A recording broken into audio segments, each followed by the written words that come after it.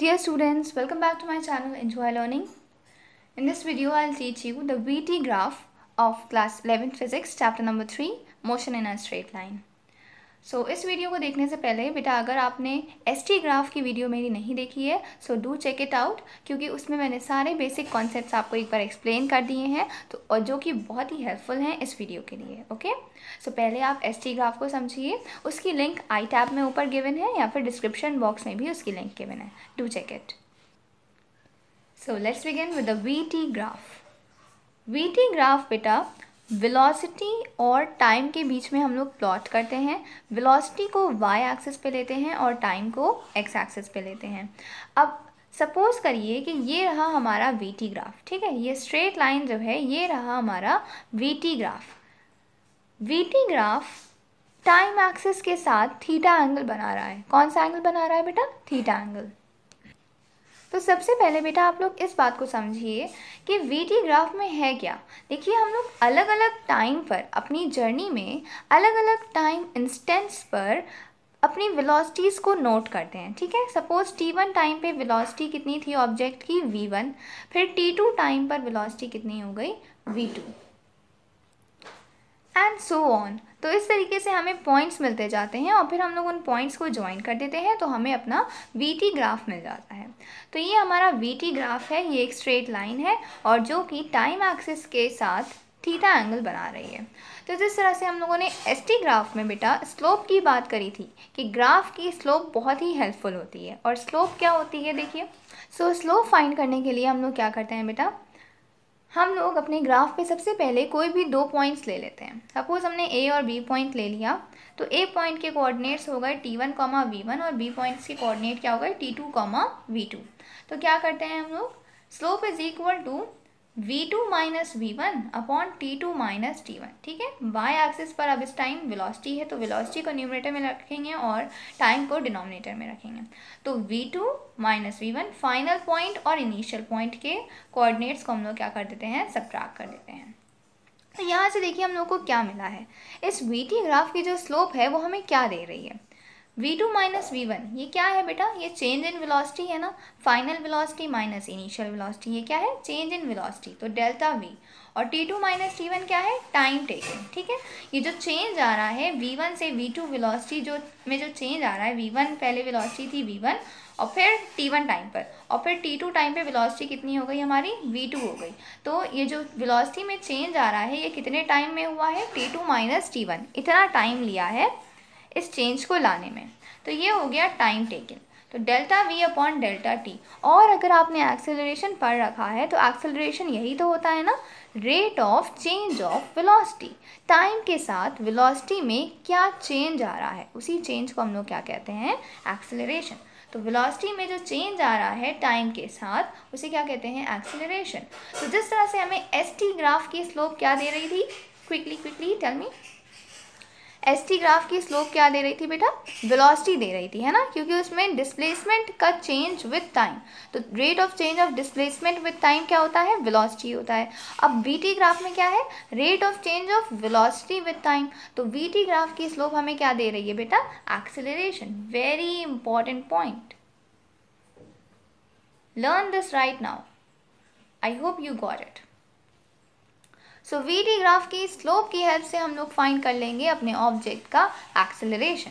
अब आगे बढ़ते हैं। देखिए, VT ग्राफ से वो सिर्फ हमें एक्सेलरेशन ही नहीं देता, VT ग्राफ की हेल्प से हम लोग एक और चीज़ फाइंड कर सकते हैं, हम लोग अपने ऑब्जेक्ट का डिस्प्लेसमेंट फाइंड कर सकते हैं, है ना। VT ग्राफ में अगर हम लोग देखें तो वाई एक्सिस पे तो वेलोसिटी है और एक्स एक्सिस पे टाइम है, तो हमें ऐसे देखने में तो सिर्फ वेलोसिटी मिल सकती है और टाइम मिल सकती है, डिस्प्लेसमेंट कहाँ से मिलेगा? डिस्प्लेसमेंट भी मिल सकता है, वो कैसे? Area under the VT curve gives the displacement. अब इसका क्या मीनिंग हुआ? देखिए, अगर मैं आपसे पूछूं कि T1 और T2 टाइम के बीच में हमारे ऑब्जेक्ट की पोजीशन में कितना डिस्प्लेसमेंट आया, ठीक है, T1 से T2 टाइम के बीच में कितना डिस्प्लेसमेंट प्रोड्यूस हुआ है, कितना डिस्प्लेसमेंट आया है, तो हम लोग क्या करते हैं? कुछ नहीं करते हैं, बस T1 और T2 टाइम के लिए हम लोग अपने ग्राफ पे पॉइंट्स देख लेते हैं, ठीक है। T1 टाइम पर ये रहा हमारा ग्राफ का पॉइंट A और t2 टाइम पर हम लोग अपने ग्राफ तक पहुँचे और ये हमें पॉइंट मिला। चलिए इसे हमने नेम दे दिया b। तो क्या कहता है ये, area under the VT curve. तो t1 से लेकर t2 टाइम के बीच में ये जो हमारा वीटी कर्व है, ये पूरा हमारा क्या है बेटा, वीटी कर्व है ना, वीटी ग्राफ है। तो t1 से t2 टाइम के बीच में हम आपसे पूछ रहे हैं डिस्प्लेसमेंट।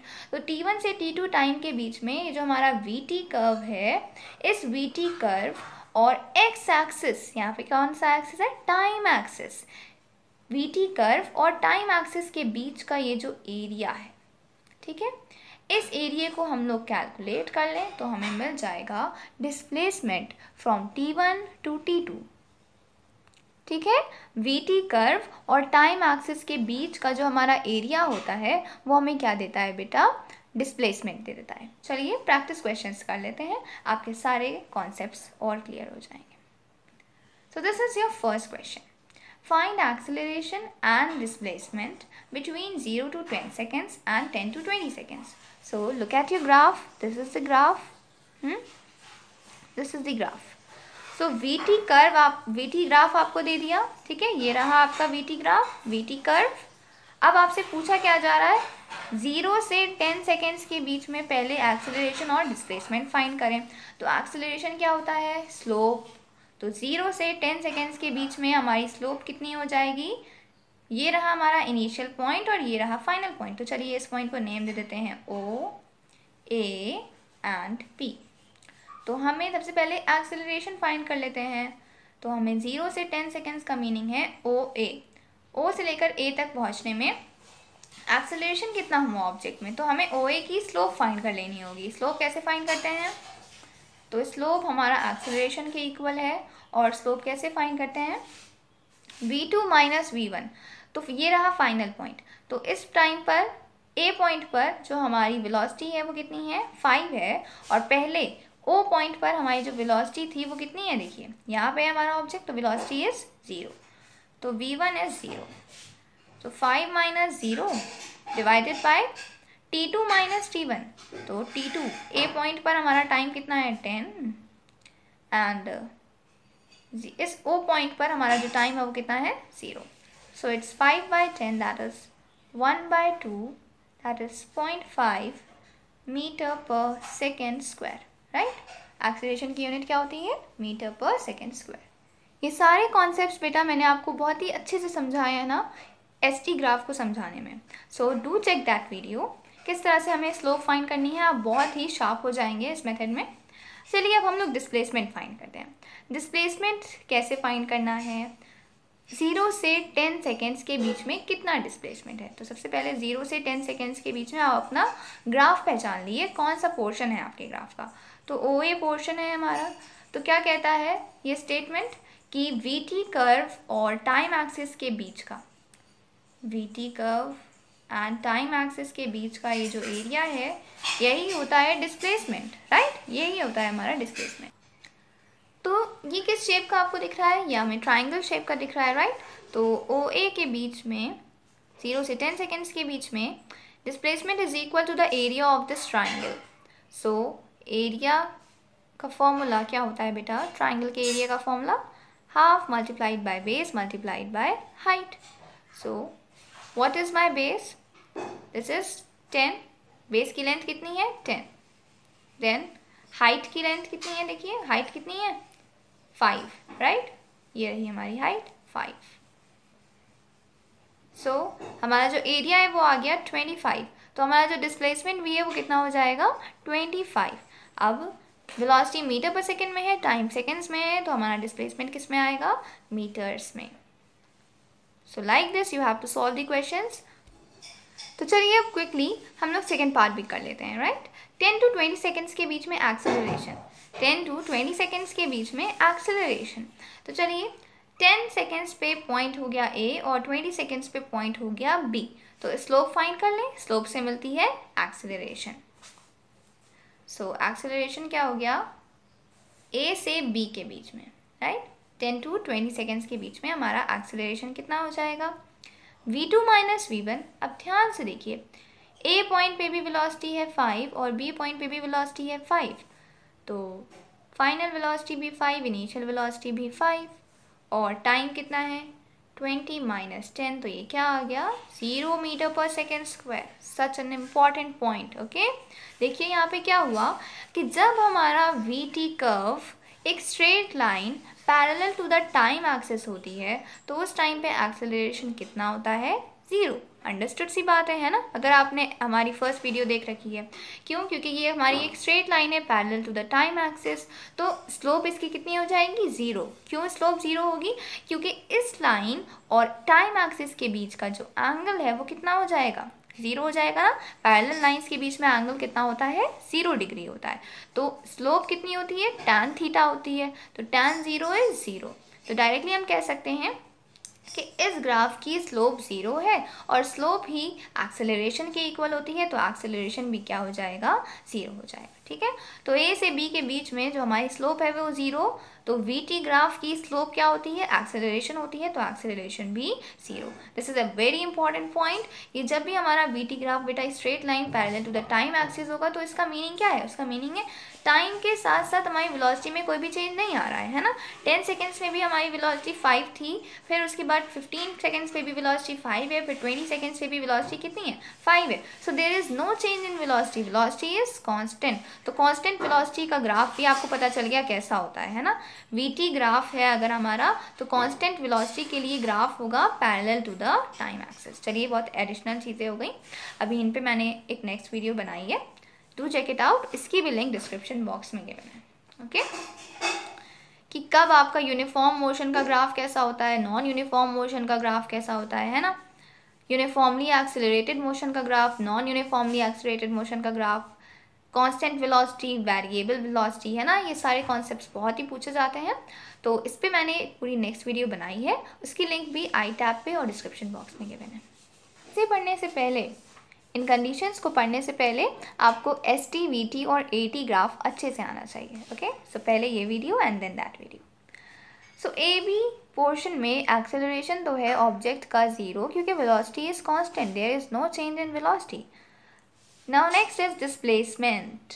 डिस्प्लेसमेंट 10 से 20 सेकेंड्स के बीच में, तो 10 सेकेंड्स पे पॉइंट है A और 20 सेकेंड्स पे पॉइंट है B, तो A से B, तो क्या कहती है ये स्टेटमेंट, डिस्प्लेसमेंट किसके इक्वल होता है, VT कर्व और टाइम एक्सिस के बीच का जो एरिया है वो हमें देता है डिस्प्लेसमेंट।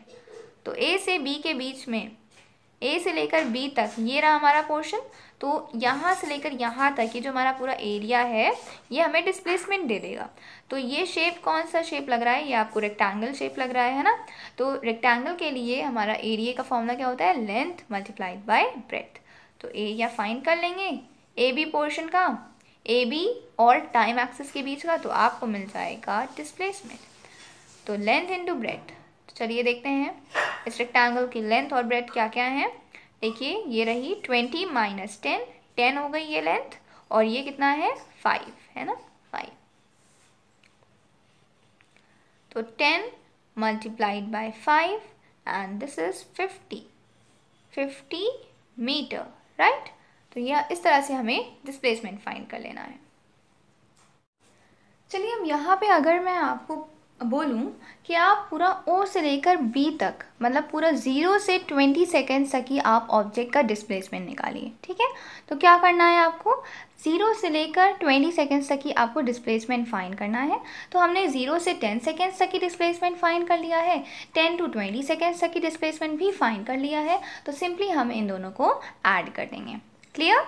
तो इस तरीके से जैसे कि आप देखें कि O से लेकर B तक तो हमारा ग्राफ ये रहा, तो VT कर्व और टाइम एक्सिस के बीच में जो एरिया है O से लेकर B तक ही है ना, 0 से लेकर 20 सेकेंड्स तक ही, तो वो ये पूरा एरिया हो गया।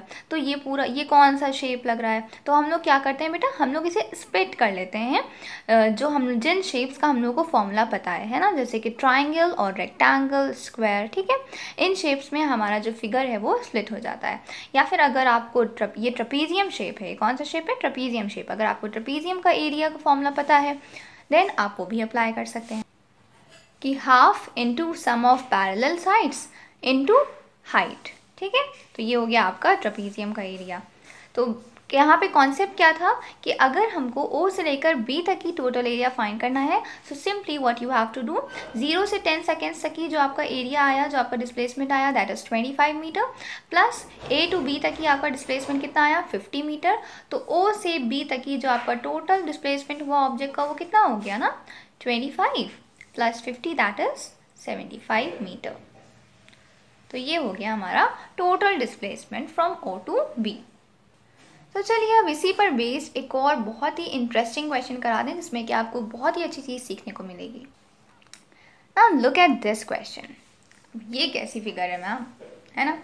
देखिए यहाँ पे ये रहा हमारा कर्व O से A तक ही, फिर हमारा जो ऑब्जेक्ट है वो सीधे यहाँ पे आ चुका है। देखिए B से C तक ही, ये है हमारा curve OA and then BC। यहाँ पे मैंने डॉटेड लाइन सिर्फ शो करी है कि A के बाद अब कहाँ पे आपको ग्राफ मिल रहा है, B पर मिल रहा है। तो अब अगर हम आपसे कहें कि O से A तक की, मतलब कि 0 सेकेंड से 5 सेकेंड्स तक की आप डिस्प्लेसमेंट फाइंड करिए और एक्सेलरेशन फाइंड करिए, तो एक्सेलरेशन तो बहुत इजी हो गया ना। सिंपली एक्सेलरेशन क्या होता है, slope of the VT graph, और स्लोप क्या होती है, V2 माइनस V1, मतलब final velocity minus initial velocity upon T2 minus T1। तो आपका जो एक्सेलरेशन है O से लेकर A तक की, मतलब 0 से 5 सेकेंड्स के बीच में एक्सेलरेशन कितना हो जाएगा, 0 सेकेंड्स पे है O और 5 सेकेंड्स पे है A।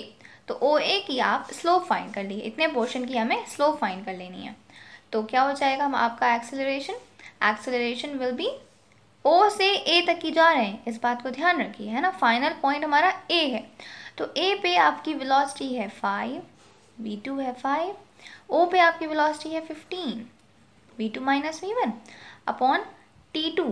A पे टाइम कितना है 5 माइनस O पे टाइम कितना है 0। तो ये आ गया आपका -10/5, 5 2 10 दैट इज -2 मीटर पर सेकेंड स्क्वायर। देखिए आपका एक्सेलरेशन कैसा आया है, नेगेटिव आया है ना, -2 मीटर पर सेकेंड स्क्वायर, माइनस में आया है। तो ये देखिए ये यहाँ से भी क्लियर हो रहा है। जैसे आपने बेटा ST ग्राफ में पढ़ा था कि वेलोसिटी जो कि ST ग्राफ की स्लोप थी, तो वो कब नेगेटिव और पॉजिटिव हो रही थी, जब थीटा ऑब्ट्यूज था या फिर जब थीटा एक्यूट था। तो वही केस VT ग्राफ में भी है ना। VT ग्राफ है ये हमारा O से लेकर A तक ही। तो देखिए ये VT ग्राफ टाइम एक्सिस के साथ अगर हम देखें तो कौन सा एंगल बना रहा है, यहाँ पे आप एक हॉरिजॉन्टल ड्रॉ कर लिए, और जब भी हम लोग स्लोप की बात करते हैं तो हम कौन से एंगल की बात करते हैं बेटा, हॉरिजॉन्टल या फिर एक्स एक्सिस के साथ एंटी क्लॉकवाइज डायरेक्शन में जो एंगल बन रहा है, ये वाला एंगल नहीं देखना है कभी भी बेटा, क्योंकि ये क्लॉकवाइज डायरेक्शन में एंगल बन रहा है, ठीक है। हमेशा एंटी क्लॉकवाइज डायरेक्शन में ये हमारा एंगल बन रहा है। तो ये एंगल हमें 90 से बड़ा दिख रहा है ना, 90 से बड़ा है। तो जब भी एंगल ऑब्ट्यूज होता है, मतलब 90 डिग्री से बड़ा होता है एंगल, तो स्लोप हमेशा कैसी आती है बेटा, नेगेटिव ही आती है। आपकी स्लोप हमेशा क्या आएगी ग्राफ की, नेगेटिव आएगी उस पोर्शन में जिस पोर्शन में थीटा कितना होगा, ग्रेटर दैन 90 डिग्री होगा। तो VT ग्राफ की स्लोप O से लेकर A तक ही क्या आएगी, नेगेटिव आएगी, क्योंकि ये जो OA है ये हॉरिजॉन्टल के साथ या एक्स एक्सिस के साथ ग्रेटर दैन 90 डिग्री का एंगल बना रहा है। तो VT ग्राफ की स्लोप क्या देती है, एक्सेलरेशन देती है। तो एक्सेलरेशन कैसा आया, नेगेटिव आया, ओके।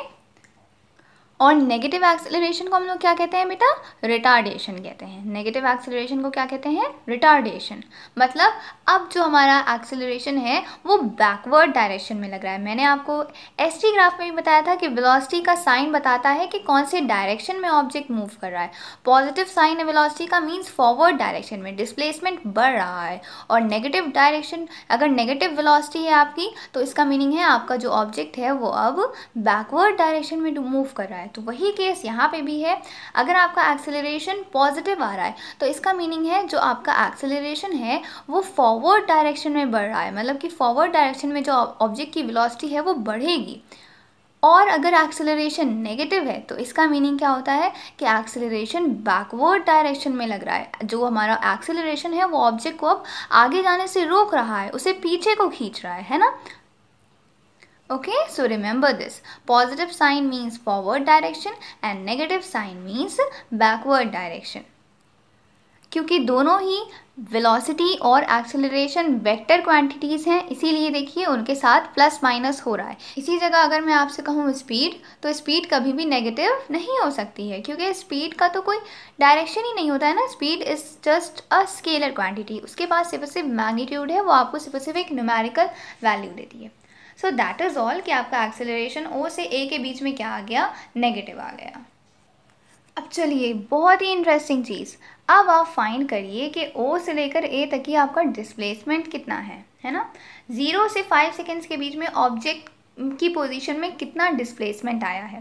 तो डिस्प्लेसमेंट फाइंड करने के लिए हमें क्या करना होता है, 0 से 5 सेकेंड्स के बीच में हमारे ग्राफ का जो पोर्शन है, जो वीटी ग्राफ का ये जो कर्व है हमारा, इस कर्व और टाइम एक्सिस के बीच का एरिया फाइंड कर लेना है, तो हमें मिल जाएगा डिस्प्लेसमेंट। तो ओ से ए तक ही है ना, 0 से 5 सेकेंड्स के बीच में हम पूछ रहे हैं, तो ओ से ए तक ही ये रहा आपका टोटल एरिया। ये रहा आपका टोटल एरिया। अब ये एरिया किस शेप का दिख रहा है, ये देखिए, ये भी हमारा कौन सा शेप है, ये हमारा एक ट्रेपेजियम है, राइट। तो या फिर अगर हम देखें तो ये फिगर एक ट्राइंगल से, ये देखिए यहाँ से लेकर यहाँ तक ये रहा एक ट्राइंगल और ये रहा एक रेक्टेंगल है, एक ट्राइंगल और एक रेक्टेंगल से मिलके बना हुआ है। तो चलिए आप जल्दी से इसको खुद से ट्राई करिए वीडियो पॉज करके और फिर मेरा सोल्यूशन समझिएगा। ओके सो यहाँ पे हम लोग क्या करेंगे, area of triangle plus area of rectangle.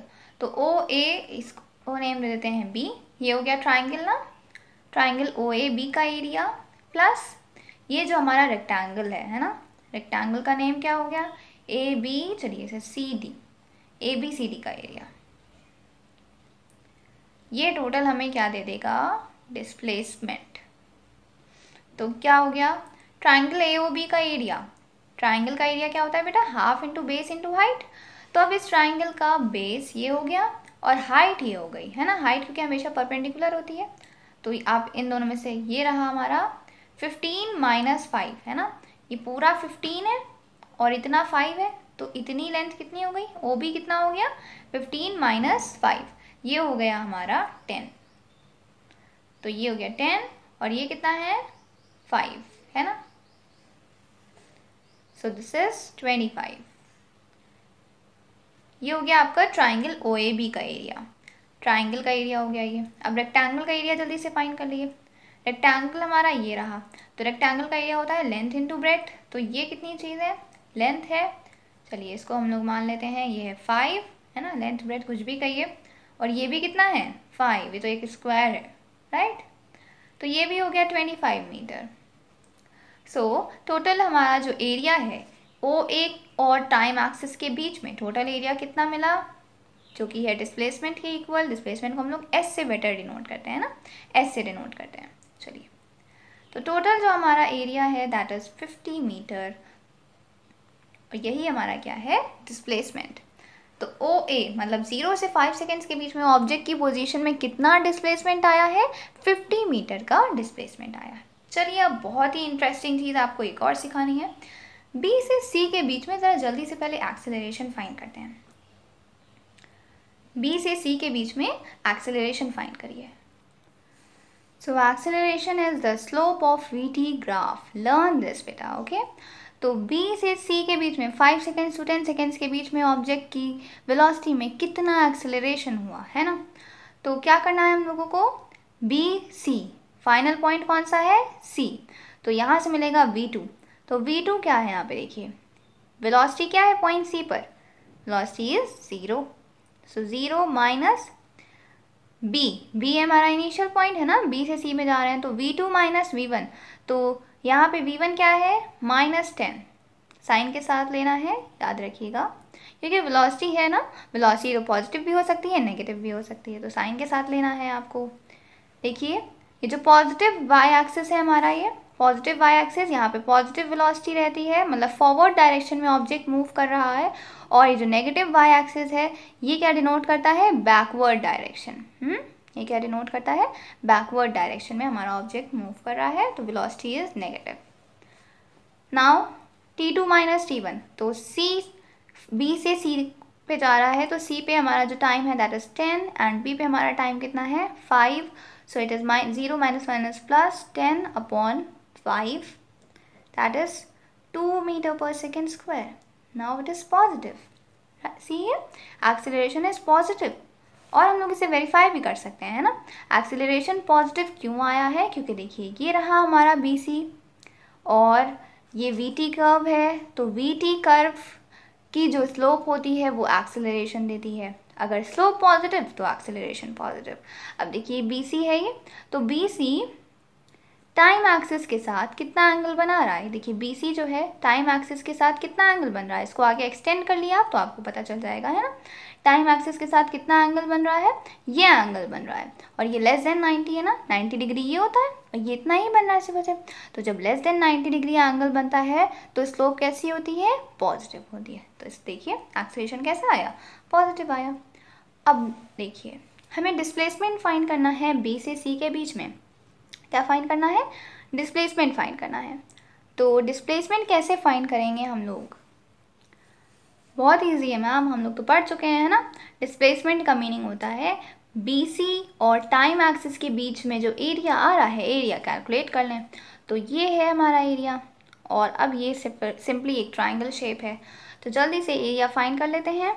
Area of triangle DBC, right. तो कितना हो गया ये हमारा, half into base into height. ये चीज़ इस ट्राइंगल की 10 माइनस 5, ये पूरा 10 है, इतना 5, तो ये हो गया 5. और ये कितना है, ये है 10, है ना. 0 से लेकर 10 तक ये पॉइंट है 10. अब यहाँ पे देखिए बेटा, यहाँ पे हम लोगों को -10 नहीं लेना है, क्योंकि यहाँ पे अभी हम लोग सिंपली क्या ले रहे हैं, हाइट ले रहे हैं, मतलब लेंथ ले रहे हैं. क्या ले रहे हैं हम लोग, लेंथ ले रहे हैं. तो आपको लेंथ कभी भी नेगेटिव नहीं लेनी है, इस बात को याद रखिएगा बेटा. जब हम लोग एरिया फाइंड करेंगे तो एरिया में हम लोग क्या चीज़ें लिखते हैं, ट्राइंगल का एरिया है तो half into base into height. ये बेस और हाइट है क्या, ये बेस और हाइट है ट्राइंगल के किसी एक साइड की लेंथ, और लेंथ कभी भी नेगेटिव नहीं होती है ना. तो आपका जो एरिया है वो कभी भी नेगेटिव नहीं आएगा. ऑन द अदर हैंड जब हम एक्सेलरेशन निकालते हैं तो एक्सेलरेशन में क्योंकि हम v2 माइनस v1 हम लोग यहाँ पे वेलोसिटीज पुट कर रहे हैं, तो यहाँ पे जो साइन होगा हमें वही साइन पुट करना होगा एक्सेलरेशन में. बट एरिया फाइंड करने में हमें साइन को इग्नोर कर देना है, ठीक है. तो आपका जो यहाँ से एरिया आया वो आया 25, ठीक है. एरिया 25 आया. चलिए अब एरिया हमारा 25 आ गया. अब डिस्प्लेसमेंट किसके इक्वल होता है, एरिया के इक्वल होता है. अब बहुत ही इम्पॉर्टेंट चीज़, ओके. एरिया तो नेगेटिव नहीं हो सकता, लेकिन डिस्प्लेसमेंट तो नेगेटिव हो सकता है ना, क्योंकि डिस्प्लेसमेंट एक वेक्टर क्वांटिटी है. बहुत ही इम्पॉर्टेंट पॉइंट है बेटा. जब हमारा कर्व टाइम एक्सिस के ऊपर लाई करता है, मतलब फर्स्ट क्वाड्रेंट में हमारा कर्व होता है, तो वहाँ से हम लोग जो डिस्प्लेसमेंट फाइंड करते हैं उस डिस्प्लेसमेंट का साइन हम पॉजिटिव लेते हैं.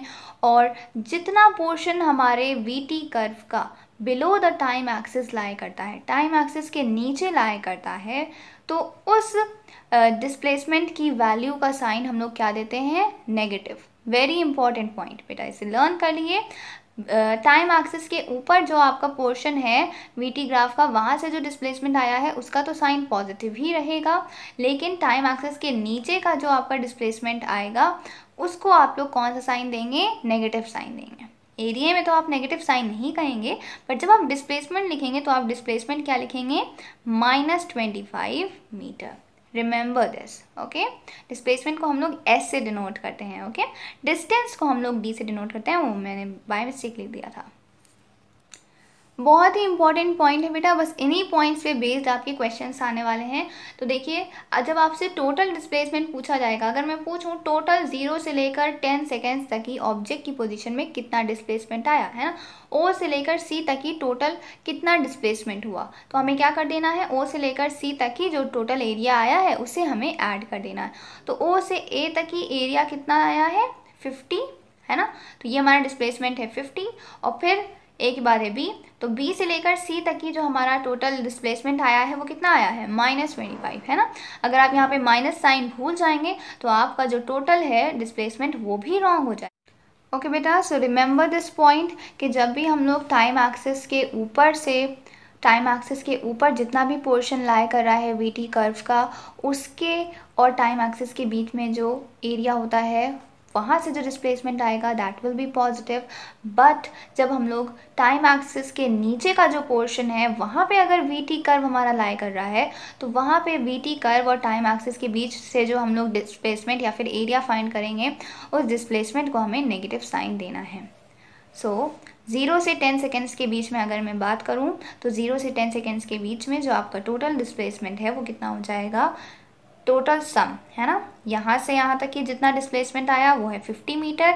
बी से लेकर सी तक चलने में अब हमारा ऑब्जेक्ट जो है वो बैकवर्ड डायरेक्शन में चल रहा है ना, तभी नेगेटिव साइन आता है जब हमारा ऑब्जेक्ट बैकवर्ड डायरेक्शन में चलता है। तो -25 मीटर, तो हमने टोटल जो सम करा वो कितना आ गया, अब हमारा displacement 25 metre. Okay, so now next is कुछ बहुत ही इंपॉर्टेंट और बहुत ही इंटरेस्टिंग क्वेश्चंस।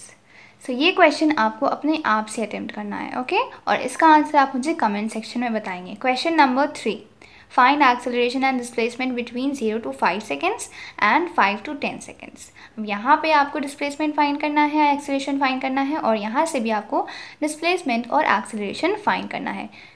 किस बात पे आपको ध्यान देना है, कौन सा पोर्शन ग्राफ टाइम एक्सिस के ऊपर लाई कर रहा है ग्राफ का, और कौन सा पोर्शन टाइम एक्सिस के नीचे लाई कर रहा है।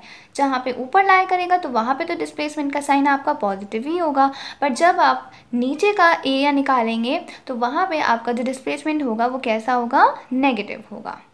दूसरी इंपॉर्टेंट चीज़ क्या है, आपको इनिशियल और फाइनल पॉइंट पे हमेशा ध्यान देना है ना। पहले आपको 0 से 5 मतलब O से A तक ही निकालना है, तो A आपका फाइनल और O आपका इनिशियल पॉइंट है। फिर आपको 5 से 10 सेकेंड्स तक की निकालना है, क्या आपको 5 से 10 सेकेंड्स तक की एक्सेलरेशन और डिस्प्लेसमेंट निकालना है। तो जब हम एक्सेलरेशन निकालने में v2 - v1 करते हैं तो हमें फाइनल और इनिशियल पॉइंट पे बहुत ज़रूरी ध्यान देना होता है ना। 5 to 10 सेकेंड्स का मीनिंग है B से लेकर C तक की आपको एक्सेलरेशन फाइंड करना है। तो C आपका फाइनल पॉइंट है, C आपको v2 देगा और B आपका इनिशियल पॉइंट है, तो B आपको v1 देगा, ठीक है, v1 और t1 देगा। एंड क्वेश्चन नंबर 4 भी आपको अपने आप से ट्राई करना है, बहुत ही इजीली हो जाएगा।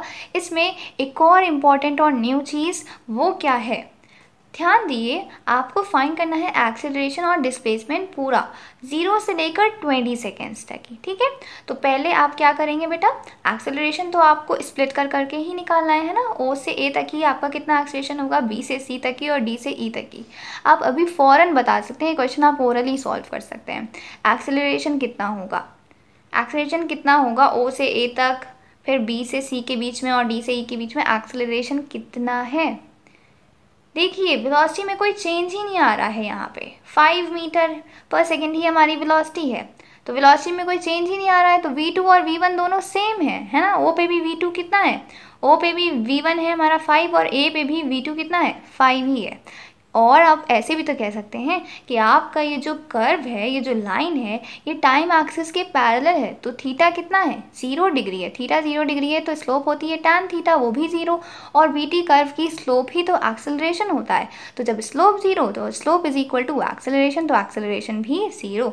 तो पूरी जर्नी में O से A तक की अगर मैं बात करूँ तो एक्सेलरेशन 0, फिर B से C तक की एक्सेलरेशन कितना है, 0, और फिर D से E तक के भी आपका जो एक्सेलरेशन है वो कितना है, 0। तो एक्सेलरेशन तो हमने खुद ही ने आपको बता दिया है ना। अब डिस्प्लेसमेंट आपको अपने आप से निकालना है, साइन का ध्यान रखिएगा।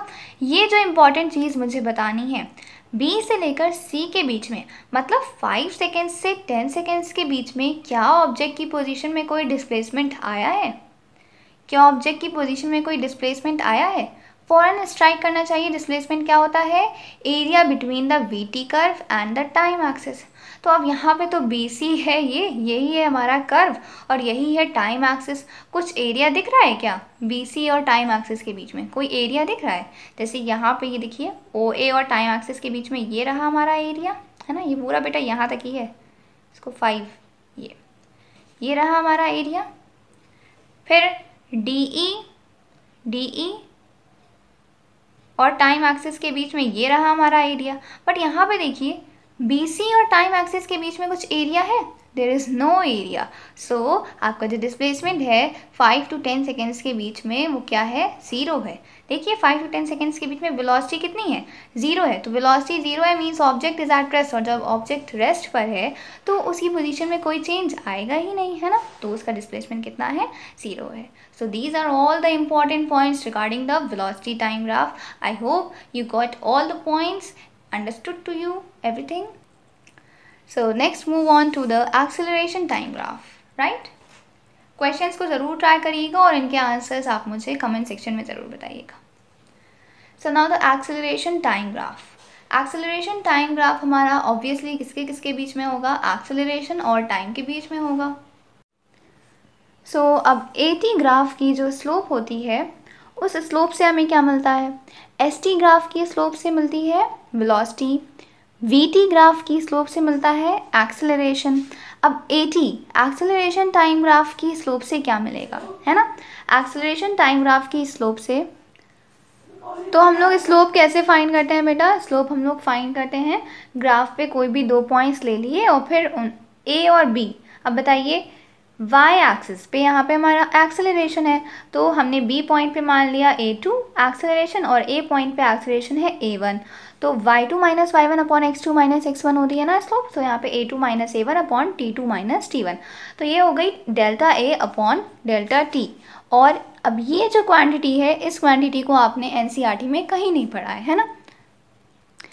सो इस क्वांटिटी का नेम होता है बेटा जर्क। जर्क क्या होता है, टाइम के साथ एक्सेलरेशन में कितना चेंज आ रहा है ना, इतने टाइम में एक्सेलरेशन में कितना चेंज आ रहा है उसे हम लोग कहते हैं jerk, rate of change of acceleration with time.